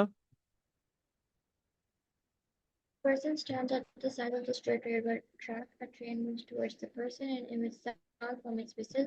The person hears a sound of frequency 1690 Hz as the train approaches him. The person then hears a sound of frequency 1500 Hz as the train moves away from him. The speed of the sound in air is 340. What is the speed of the train? Okay, बहुत गंदा question दे दिया इन्होंने. तो basically they also sound this as they move away. Okay, so they also didn't mention the actual frequency. Okay, the observed frequency is mentioned. Two variables are unknown. सही हो गया. So for this one we have to use f naught is equals to v over v minus vs times f. Okay, and for this one f naught is equals to v over v plus vs. Okay, times f. Okay, so f naught हमारे पास आ रहा है. So for the first case, um, can we take the difference in value? Um, okay, if I subtract the two cases, so I would get f naught 1 minus f naught 2, f naught 2. But यार still F में तो मैं फंस जाऊंगा. Okay, एक काम कर लेते हैं ना, दोनों को इक्वेट करते हैं इस तरीके से. Okay, so I can say that F not 1 times v minus vs over v. Okay, and this make f the subject. Okay, and from the second formula I am also making f the subject, so now I can equate that, right? बच्चों क्या ये बात तुम लोग को समझ में आई? And this is V, right? I just equate the two things. बोलो कंसा क्या कह रही हो? आई समझ? आ गई, परफेक्ट, सही है। So we and we cancel कर दिया। F naught one is 1690 and v is 340, okay, and minus v s is unknown, then is equals to f naught 2 is 1500, and then um, v is 50, sorry, v is 340 minus vs is, okay, that's it. Now solve कर लो। 1690 इन partition नहीं होगा, क्या होगा? वो वाला 1500 का जो बात है वो प्लस होना चाहिए, ऐसा बोल रही हो, है ना? वेरी गुड, सही कह रही हो। 90 into vs, okay, and then is equals to 1500 times 340, and then plus 1500 times vs, right? Simplify कर लो भाई जल्दी जल्दी। ये आ जाएगा ऐसे ही नीचे, सही है। ये आ जाएगा ऐसे ही नीचे, सही है। और सब्ट्रैक्ट हो जाएगा, राइट, इज इक्वल्स टू, ये हो जाएगा 1690 vs plus 1500 vs। How much? बस आप डिवाइड कर दो इनको, सही है। 1690 plus 1500, so that would give you the final answer. 20.3 Sorry? 20 20 20 आ रहा है, चलो गुड हो गया, सही। थोड़ा सा कॉम्प्लेक्स कैलकुलेशन थी, बट आई विश तुम्हें समझ में आ गई होगी। I just equate the f, I just make f the subject from both the formula, and I just equate both the formula, so I end up getting this thing, and we get cancel out, and rest of the thing वो वैसे ही solve हो गई, right? अच्छा जी, तुमसे कह रहा है कि which list show the electromagnetic wave in order of the decreasing frequency, yani increasing wavelength.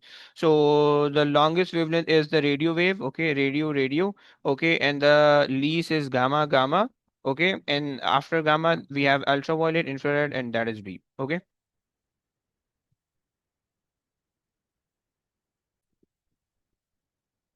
अच्छा जी, सो तुमसे कह रहे हैं कि the pipe of the length L is open at one end close at the other end, okay, तुम्हें पता है कि ओपन एट वन एंड है, close at the other end है, तो quarter of the wavelength first time बनेगी, and then half wavelength add up करते रहो, सही है। सो ये होगा when the stationary wave is formed there is an antinode at the open end, and then there is an antinode at the open end of the pipe, okay. Okay, which length is okay, fine. So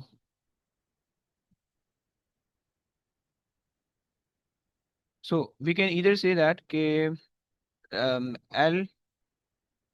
L would be equal to lambda by 4. Okay, this is the first possible wavelength. This is the first possibility. अच्छा sorry, वो lambda की term में बोल रहे हैं, fine, इसको ऐसे कर लेते हैं। So 4L is equals to lambda. Okay, first possibility, right? Any first possible stationary wave would be at this one. Okay, then the second possibility would be 4L over 3 lambda. This is the second possibility. The third possibility would be 4L over 5. And the fourth possibility would be 4L over 7. Okay, so now you can check कौन सा fit आ रहा है, that is 3, right? अच्छा जी, diffraction का case में तुमसे पूछ रहा है B is a possible answer, right? क्योंकि तुम्हें पता होना चाहिए जितना ज्यादा गैप होगा उतनी डिफ्रैक्शन लेसर होगी। जैसे कि this shows a lesser diffraction but it has a very large gap, right? तो this is not possible, okay. Diffraction के अंदर देखो दो चीजें होती हैं, एक तो wavelength after the diffraction, before the diffraction पे कोई फर्क नहीं आता है, ओके। सो यहाँ पे देखो बिफोर द डिफ्रैक्शन वेवलेंथ अलग है, आफ्टर द डिफ्रैक्शन वेवलेंथ अलग है, सो दिस इज इम्पॉसिबल। यहाँ पे देखो before the diffraction after the diffraction wavelength तो सेम है, बट उन्होंने डिफ्रैक्शन शो नहीं की हुई है, उन्होंने ब्लॉकिंग शो कर दी है, राइट? डिफ्रैक्शन के अंदर बेंडिंग होती है, राइट? वो स्प्रेडिंग होती है, स्प्रेडिंग नहीं दिख रही आपको, राइट? सो स्प्रेडिंग सिर्फ और सिर्फ बी के अंदर होती है, राइट? डिफ्रैक्शन का तुम्हें कॉन्सेप्ट पता होना चाहिए कि wavelength remains the same, the wave should get diffracted or spread out, okay। second thing, third thing is कि आपके पास जो है जो वेवलेंथ है, wavelength of the wave and the width should be equivalent, right, in order to have the diffraction. अगर तुम width को बढ़ा दोगे तो फिर लेसर डिफ्रैक्शन होगी, राइट। चलो, अच्छा जी, तुमसे कह रहा है two source interference experiment light of the single frequency is incident on the double slit, the light wave emerging from the slit are coherent. what is meant what is meant by coherent? Okay, the waves are in phase. Okay, the wave have the constant phase difference. Okay, the wave has the same amplitude. No. Okay, fine. B हो जाएगा, right? Waves are in phase. जरूरी नहीं है in phase, wave with a constant phase difference होना चाहिए. Okay. अच्छा जनाब, चलो, waves are in phase is one possibility of the coherency, but wave can be out of the phase. This is the other possibility. Wave can have the different phase difference, right? Different value of the phase difference, like 90 degrees, right? तो वो भी हो सकता है, समझ रहे हो आप? तो ये हिसाब किताब है। खैर, तुमसे कह रहा है कि parallel beam of the light consists of the wavelength 420 and the wavelength of the 630 nanometer. The light is incident normally on the diffraction grating. The diffraction maxima for the two wavelength overlap only at the angle of 31 degrees from the diffraction of the okay, direction of the light. Okay, fine. What could be the line spacing?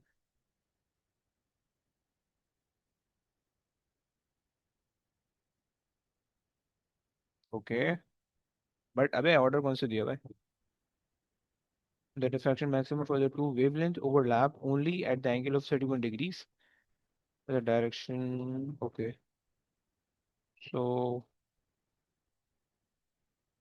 I think so it would be n lambda equals to d sine theta. Okay. So n and sine theta remains the same, right? We first have to figure out what the order is, and then we have to यार लंबी खामा खाई की लंबी. Okay, so n1 lambda 1 equals to parallel beam light consists of the wavelength this and the wavelength of that.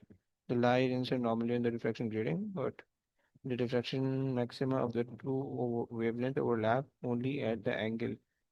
So okay, so the sign of the theta remains the same, and अरे भैया, okay, so lambda we have,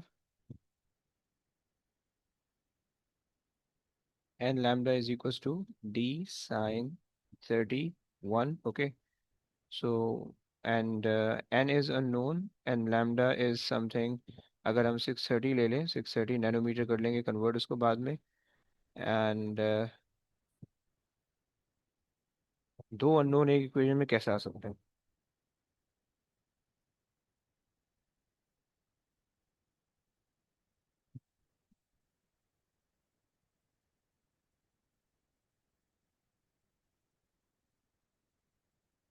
Parallel beam of the white light of the wavelength this much. अच्छा, N भी same होने वाला है ना फिर तो?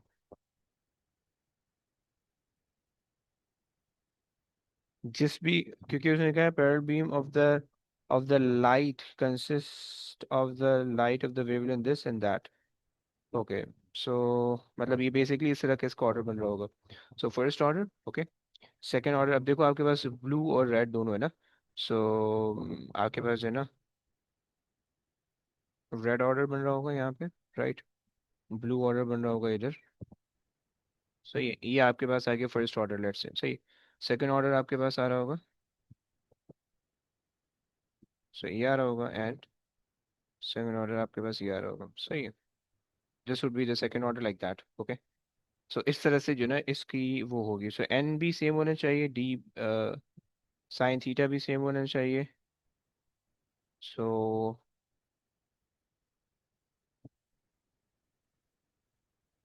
डी भी सेम होंगे तो फिर वैल्यू क्या लें फिर? ट्रायल एंड एरर कर लें.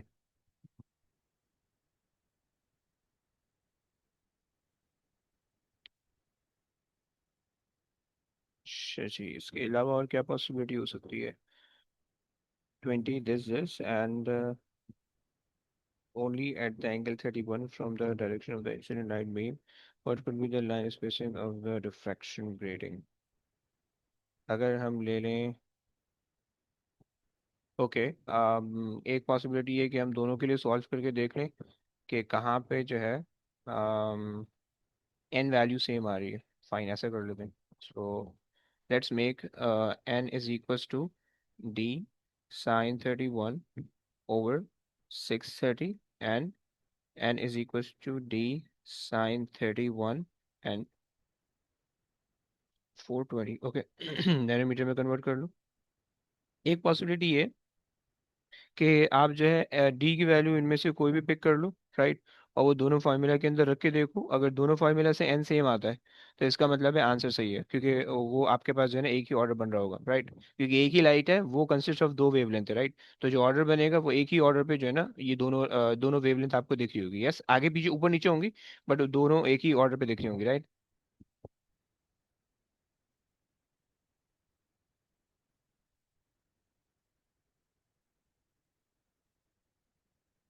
Okay, let's see if it works, लेकिन इसमें सेंस ही बन रहा फिर से। um if I take 1.2 exponent negative 6 into sine 31 divided by 630 exponent negative 9, okay, I am getting एक ऑर्डर भी नहीं आ रहा है इससे। सही है, तो ये तो पॉसिबल नहीं है। अगर मैं इसको जो है सेकंड वाले पे रख लूँ, 1.6 अगर मैं कर लूँ, 1.3 ऑर्डर्स आ रहा है, वन ऑर्डर आ रहा है। अच्छा, ये भी पॉसिबल नहीं लग रहा मुझे। 2.4 अगर मैं कर लूँ, 1.9 ऑर्डर आ रहा है। C C could be possible option, okay. और अच्छा जी, और अगर मैं 2.4 के बजाय 3.7 रखूँ, सो 3 ऑर्डर आ रहे हैं। सो if I consider if I consider this value in if I consider this value in, okay, so इससे मेरे पास आ रहा है 1.9, ओके, 1.9 एंड 3, ये दो आ रहे हैं। मतलब अगर मैंने जो है ना अगर मैं ये दो डी की वैल्यू ले रहा हूँ, 2.4 डी की वैल्यू लूँ और 3.7 डी की वैल्यू लूँ, आई एम गेटिंग 1.9 एंड 3, राइट। अच्छा जी, अब अगर मैं वेवलेंथ चेंज कर दूँ यहाँ से, so now my wavelength is 420 and if I work at 3.7, so I am getting 4.53 as the value of n. नहीं, ये नहीं होना चाहिए। और अगर मैं वैल्यू ऑफ एन चेंज कर दूँ, वैल्यू ऑफ डी चेंज कर दूँ from 3.7 to 2.4, so I am getting 2.94, okay, and यहाँ पे भी मेरे पास 30 पे 1.94 आ रहा है। नहीं, गलत हो रहा है। ओके, इसको छोड़ते हैं, इसको एंड में करेंगे, लंबी करा रहे हैं क्वेश्चन। प्रॉब्लम इसमें ये है कि इन्होंने कहा है the diffraction maximum of the two wavelength overlap. तो इसका मतलब है n would be different, d sine theta would be same, and जो जो ज़्यादा वेवलेंथ है उसका एन कम आना चाहिए, जो कम वेवलेंथ है उसका एन ज़्यादा आना चाहिए। एंड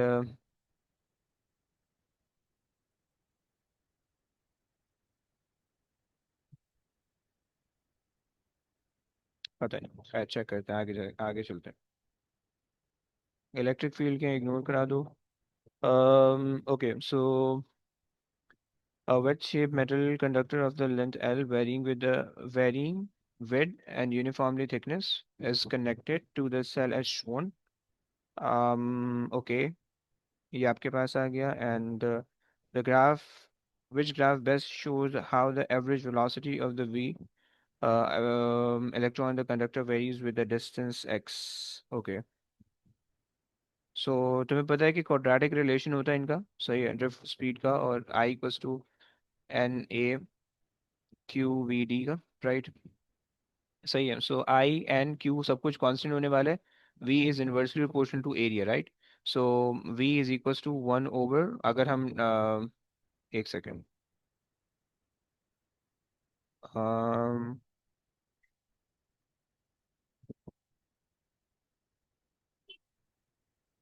सही है, लेकिन उससे पोजीशन हमारे पास नहीं आएगी।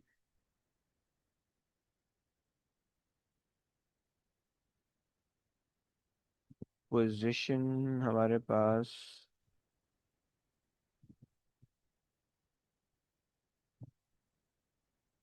एरिया में हमारे पास आ जाएगा पाई डी स्क्वायर ओवर 4। सही है, पाई डी को अगर आप कैंसिल भी कर दो, सो ये have the relation of 1/v। So v is inversely proportional to 1/d squared. Hmm.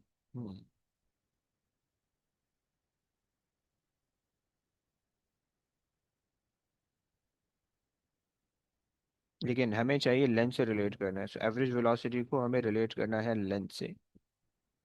And length अगर हम ला रहे हैं तो क्रॉस सेक्शनल एरिया वॉल्यूम, नहीं नहीं नहीं, लेंथ के लिए पहले लेंथ के लिए रिलेट करना पड़ेगा। Wait, so I is equals to NAQV। Okay, and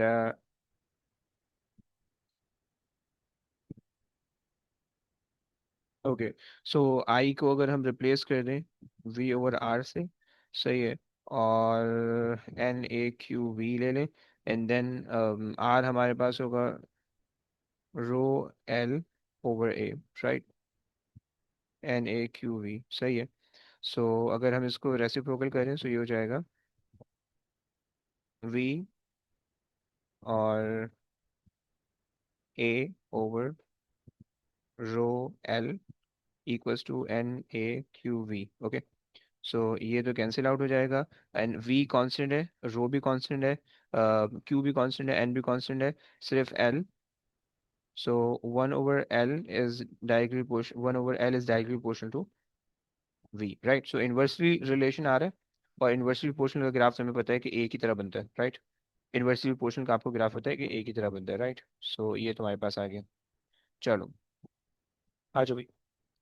so तुमसे कह रहे हैं कि भाई पावर सप्लाई आपको दी हुई है, दो केबल दिए हुए हैं, इलेक्ट्रिक केटल दिया हुआ है। अच्छा, इस सिस्टम को ना ऐसे अज्यूम कर लो, सही है, मतलब मेरे पास जो है दो रेजिस्टर्स हैं, मैं हर वायर को ना एक रेजिस्टर के तौर पे ले रहा हूँ, सही है। फिर मेरे पास ये इलेक्ट्रिक केटल आ रहा है बीच में, फिर से ये इलेक्ट्रिक केटल है।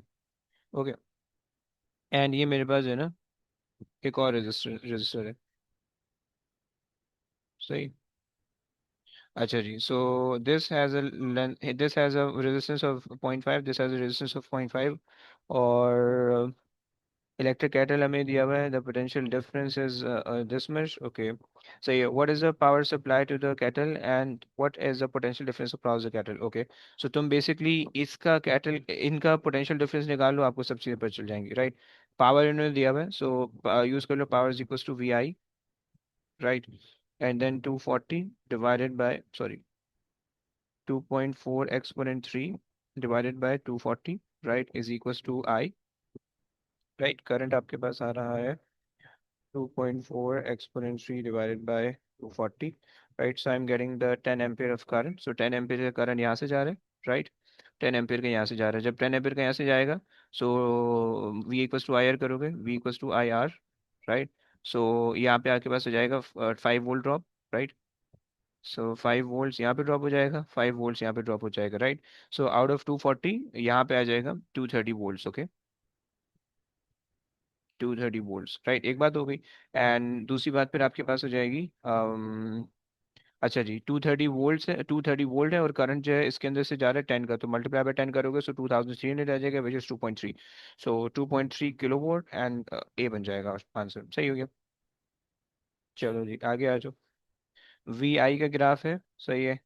एक्स आपके पास जो होगा metallic conductor at a constant temperature, Y आपके पास होना चाहिए metallic conductor at a constant temperature, Y and Y.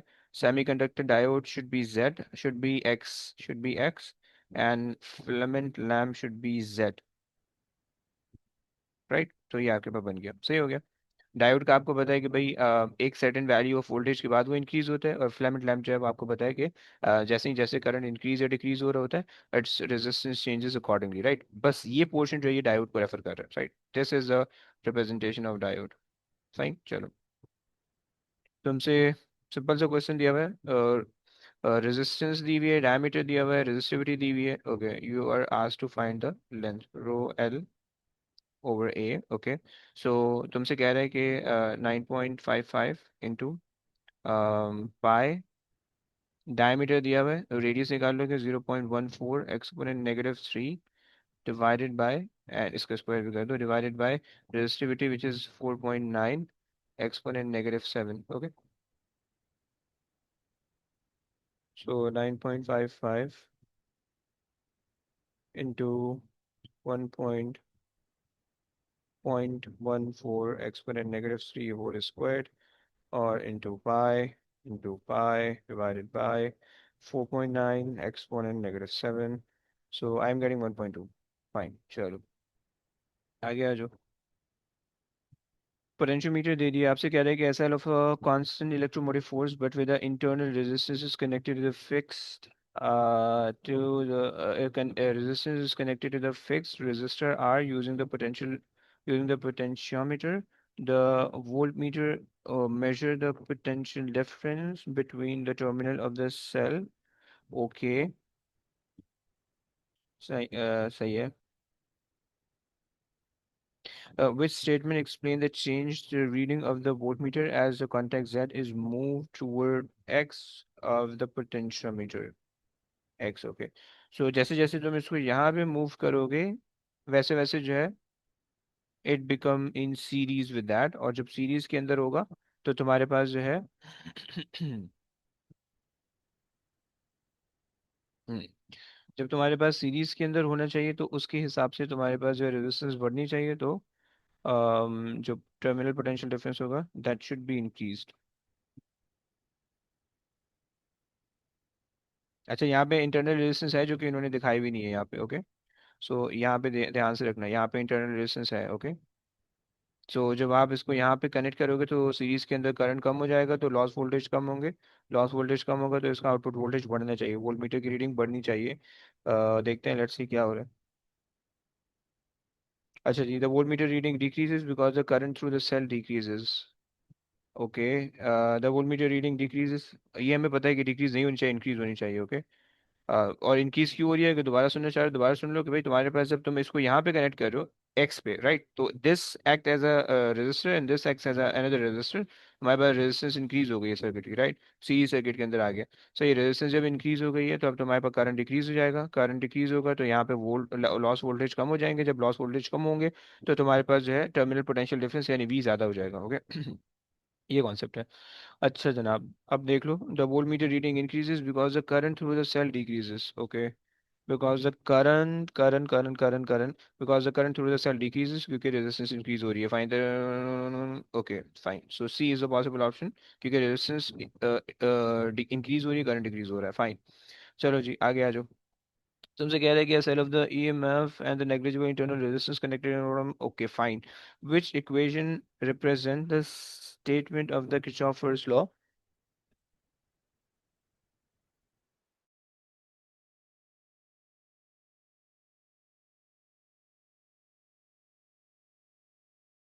Okay, so तुमसे कह रहा है कि किरचॉफ का फर्स्ट लॉ बोले तो करंट का लॉ. ओके,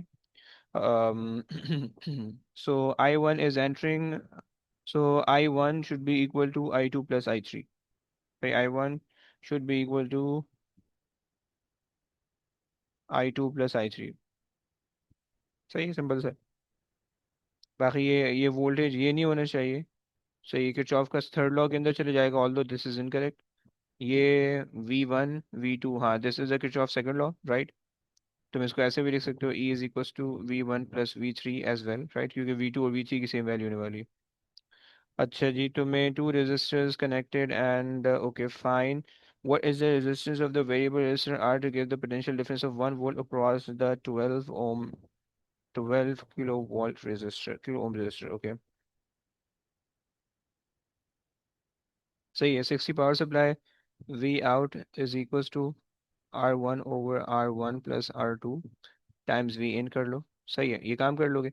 अच्छा जी, तुम्हें कितना चाहिए वेरिएबल, इसके अक्रॉस में रेजिस्टेंस चाहिए, और टू गिव द, अच्छा R to give the potential difference across the 12. अच्छा तुमने वोल्ट मीटर यहाँ लगा रहा है, सही, वोल्ट मीटर यहाँ पे तुमने लगाया है, सही है. सो इसका मतलब है वी आउट तुम्हें यहाँ से आ रहा है, राइट.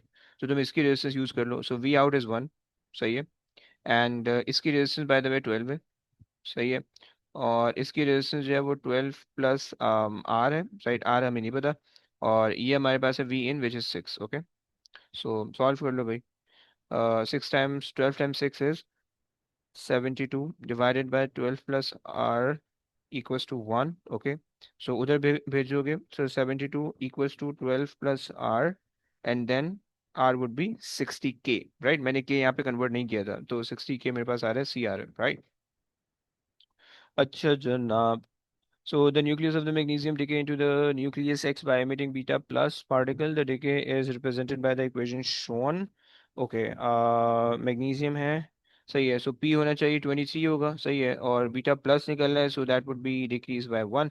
So 11 हो जाएगा, क्योंकि आपके पास जो है एक प्रोटॉन एब्जॉर्ब होता है, सही है, एक प्रोटॉन जो है वो कन्वर्ट हो जाता है न्यूट्रॉन के अंदर, सही है, प्लस बीटा प्लस निकल जाता है और एक अदद न्यूट्रिनो निकल जाता है, सही हो गया.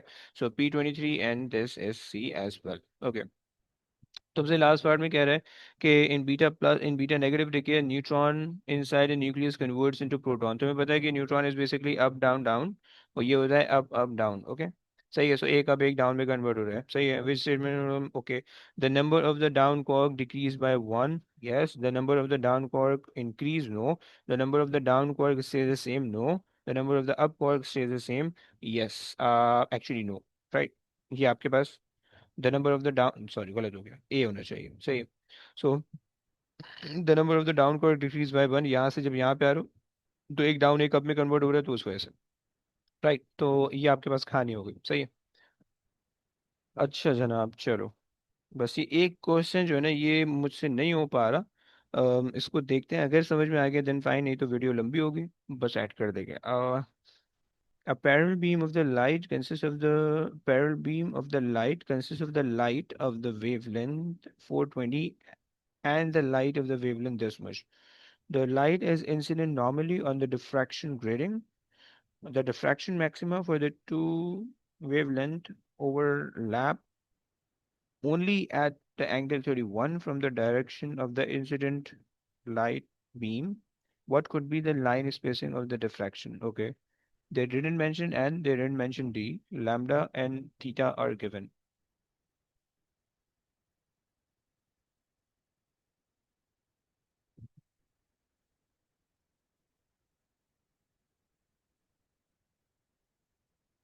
एक लॉजिक मेरे पास ये है कि भाई इसका जो ऑर्डर होने चाहिए, लेस ऑर्डर होने चाहिए इसके पास, इसके अंदर ग्रेटर ऑर्डर होने चाहिए, राइट. ग्रेटर ऑर्डर, सही है, क्योंकि आपको पता है कि भाई वेवलेंथ अगर कम होगी तो नंबर ऑफ ऑर्डर इंक्रीज हो जाएंगे, वेवलेंथ ज्यादा होगी तो नंबर ऑफ ऑर्डर डिक्रीज हो जाएंगे, right. So if I try to find out the d sin theta is equals to n, right? If I try to find out the number of orders for n using the different values, तो मेरे पास क्या आता है, मैं वो बस ये, लेकिन बहुत लंबी जा रही है इसकी, कोई बेकार सा कैलकुलेशन बस मेरे जहन में आ रही है, मैं वो करके दिखा देता हूँ, सही है. सो अब अगर मैं, if I'm let's say doing for the red light, okay, so let me just write down all the values of n जो मेरे पास रेड लाइट के आ रहे हैं, सही है.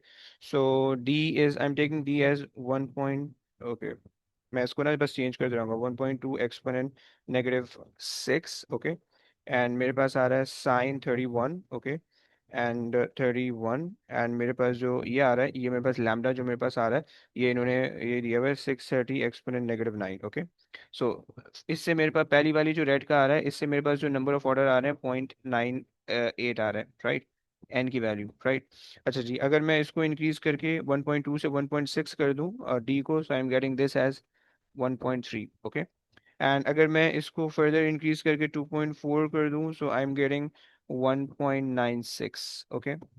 And if I just change this 2.7 3.7, so I'm getting 3.0, okay. So the value of n using the different d's are listed, okay.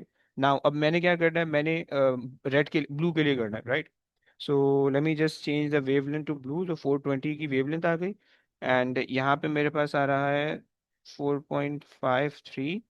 यहाँ पे अगर मैं कर लूँ, सो वेट, अब अच्छा अगर मैं इसको डिक्रीज कर लें 3.7 से, मैं इसको कर लूँ 2.4, सो आई एम गेटिंग 2.94, ओके. लेकिन स्टिल गलत जा रहा है, जो लॉजिक मैंने लगाई थी वो लॉजिक सबके अंदर वेरीफाई हो रही है. 1.5, नो.